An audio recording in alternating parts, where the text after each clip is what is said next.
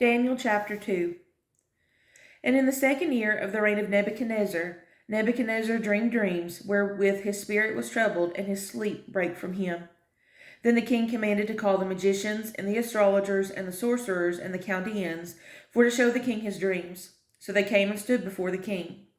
And the king said unto them, I have dreamed a dream, and my spirit was troubled to know the dream. Then spake the Chaldeans to the king in Syriac, O king, live forever. Tell thy servants the dream, and we will show the interpretation. The king answered and said to the Chaldeans, The thing is gone from me. If ye will not make known unto me the dream, with the interpretation thereof, ye shall be cut in pieces, and your houses shall be made a dunghill. But if ye show the dream and the interpretation thereof, ye shall receive of me gifts and rewards and great honor. Therefore show me the dream and the interpretation thereof. They answered again and said, Let the king tell his servants the dream, and we will show the interpretation of it.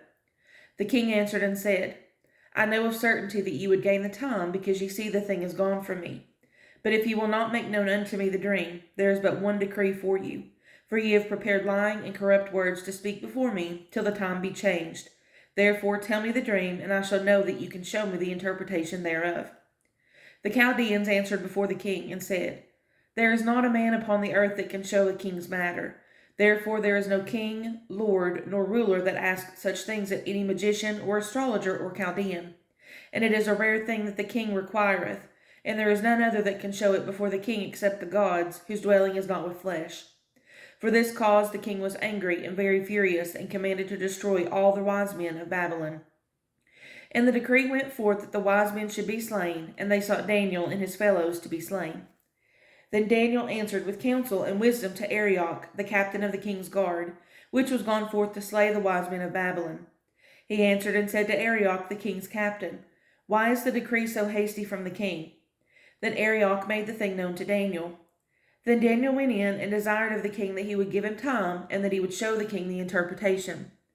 Then Daniel went to his house, and made the thing known to Hananiah, Mishael, and Azariah his companions, that they would desire mercies of the God of heaven concerning this secret, that Daniel and his fellows should not perish with the rest of the wise men of Babylon. Then was the secret revealed unto Daniel in a night vision. Then Daniel blessed the God of heaven. Daniel answered and said, Blessed be the name of God forever and ever, for wisdom and might are his. And he changeth the times and the seasons. He removeth kings, and setteth up kings. He giveth wisdom unto the wise, and knowledge to them that know understanding. He revealeth the deep and secret things.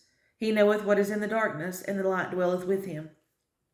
I thank thee and praise thee, O thou God of my fathers, who hast given me wisdom and might, and hast made known unto me now what we desired of thee. For thou hast now made known unto us the king's matter. Therefore Daniel went in unto Arioch, whom the king had ordained to destroy the wise men of Babylon. He went and said thus unto him, Destroy not the wise men of Babylon. Bring me in before the king, and I will show unto the king the interpretation. Then Arioch brought in Daniel before the king in haste, and said thus unto him, I have found a man of the captives of Judah that will make known unto the king the interpretation.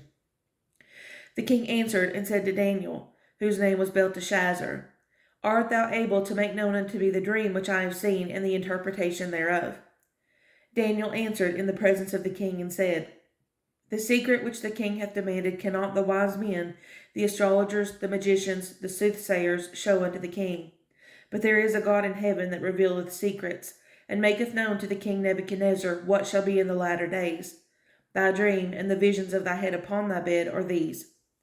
As for thee, O king, thy thoughts come into thy mind upon thy bed, what should come to pass hereafter. And he that revealeth secrets maketh known to thee what shall come to pass.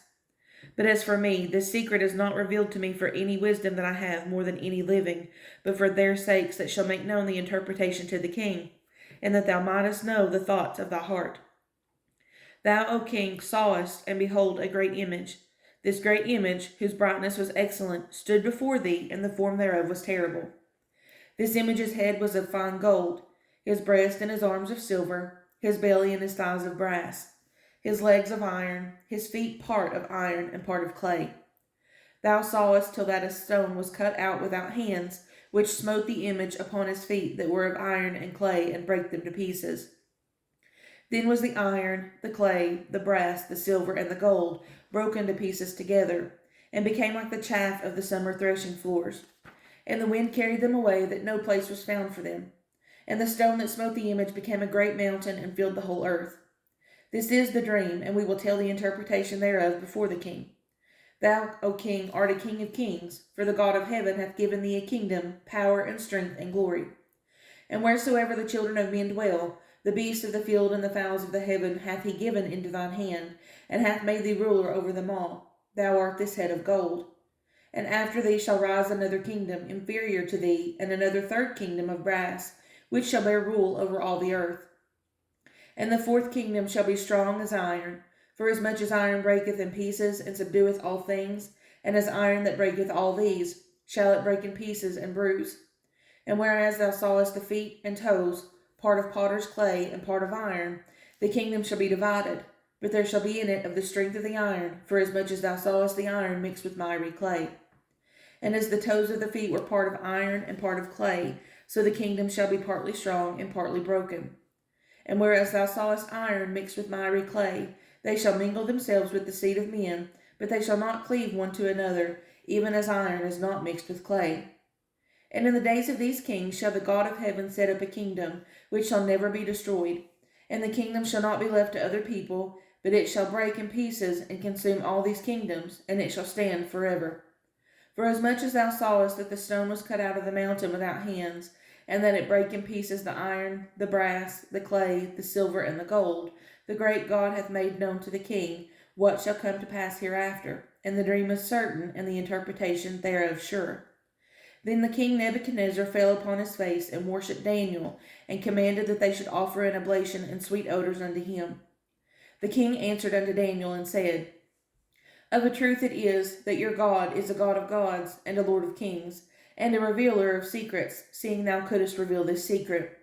Then the king made Daniel a great man, and gave him many great gifts, and made him ruler over the whole province of Babylon, and chief of the governors over all the wise men of Babylon. Then Daniel requested of the king, and he set Shadrach, Meshach, and Abednego over the affairs of the province of Babylon, but Daniel sat in the gate of the king.